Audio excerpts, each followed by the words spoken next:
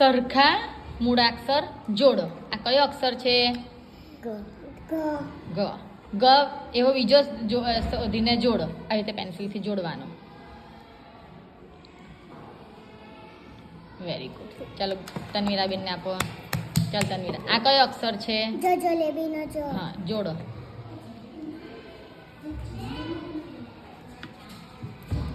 ચાલો સિયા, આ કયો અક્ષર છે? ચાલો જોડો. દડાને દને એવો બીજો જોઈને જોડો.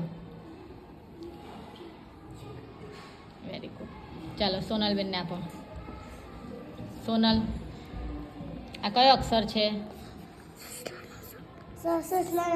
હા, બીજો સ કઈ છે? જોડો. ક્લેપ કરો.